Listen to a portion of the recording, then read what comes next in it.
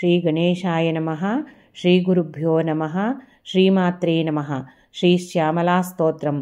जय मातर्विशालाक्षि जय संगीतमातृके जय मातंगी चंडाली गृहीत मधुपात्रके नमस्तेस्तु महादेवी नमो भगवतीश्वरी नमस्तेस्तु जगन्मातर्जय शंकरवल्लभे जय त्वं श्यामले देवी सुखश्यामे नमोस्तुते महाश्यामे महारामे जय सर्वमनोहरे जय नीलोत्पलप्रख्ये जय सर्ववशंकरी जय त्वजात्वसंस्तुत्ये लघुश्यामे नमोस्तुते नमो नमस्ते रक्ताक्षि जय त्वं मदशालिनी जय मातर्महालक्ष्मी वागीश्वरि नमोस्तुते नम इन्द्रादिसंस्तुत्ये नमो ब्रह्मादिपूजिते नमो मरकतप्रख्ये शङ्खकुण्डलशोभिते जय त्वं जगदीशानि लोकमोहिनिते नमः।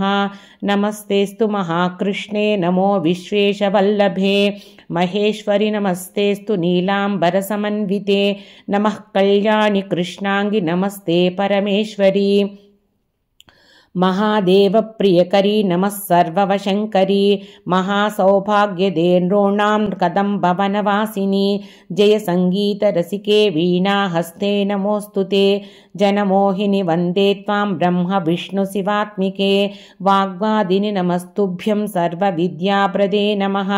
नमस्ते कुलदेवेशि नमो नारीवशंकरी अणिमादिगुणाधारे जय नीलाद्रिसन्निभे शङ्खपद्मादिसंयुक्ते सिद्धिदे त्वां भजाम्यहं जय त्वं वरभूषाङ्गि वराङ्गीं त्वां भजाम्यहं देवीं वन्दे योगिवन्द्ये जय लोकवशंकरी सर्वालङ्कारसंयुक्ते नमस्तुभ्यं निधीश्वरी सर्गपालन संहार हेतुभूते सनातनी जय मातंगतनये जय नीलोत्पलप्रभे भजे शक्रादिवन्द्ये त्वां जय त्वं भुवनेश्वरी जय त्वं सर्वभक्तानां सकलाभीष्टदायिनी जय त्वं सर्वभद्रांगी भक्ताशुभविनाशिनी महाविद्ये नमस्तुभ्यं सिद्धलक्ष्मी नमोस्तुते ब्रह्म विष्णु शिवस्तुत्ये भक्तानां सर्वकामदे मातंगीश्वर वन्द्ये त्वां प्रसीद मम सर्वदा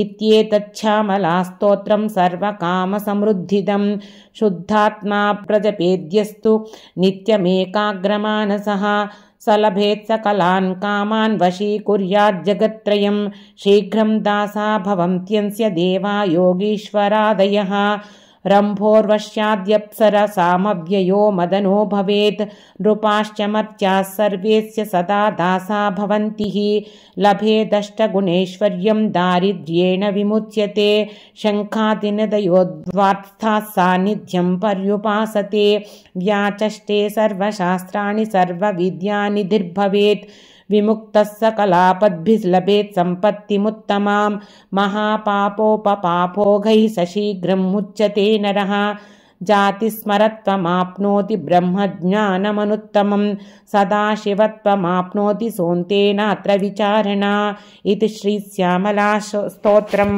నా ఈ ప్రయత్నం మీకు నచ్చినట్లయితే భక్తి అన్లిమిటెడ్ ఛానల్ని సబ్స్క్రైబ్ చేసుకుని మీ అభిప్రాయాలను కామెంట్స్ రూపంలో తెలియజేయండి।